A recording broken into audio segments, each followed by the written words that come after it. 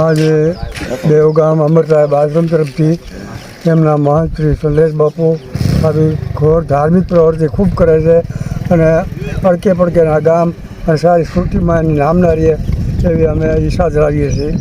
તો આ પરમાત્માએ આપણને મનુષ્ય શરીર આપ્યું છે. મનુષ્ય શરીરમાં 5 તત્વ છે.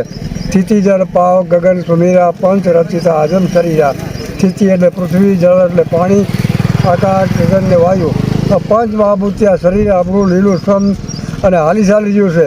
એવી રીતે આ વૃક્ષારોપણ જે છે એમાં પણ તુલસીદાસ બાપાએ એક ચોપાઈ લખી છે કે સંત બીટપ સરિતા ગિરિધરની પર ઉપકાર સદાય કરની. સંત હૃદયનો નિત સમાના કહા કબીર કહી ન જાના. સંતોના હૃદય માખણ જેવા કોમળ કીધા કવિઓએ, પણ તુલસીદાસ બાપા કીધું કે માખણ તો પોતાને દુઃખ પડે ત્યારે ઓગળે છે, સંત બીજાના દુઃખમાં ભાગી બને અને એનો હૃદય પીગળી જાય છે. માટે આ વૃક્ષ સંત છે. સંત બીટપ સરતા ગિરિધરની. સંત પરોપકારી છે.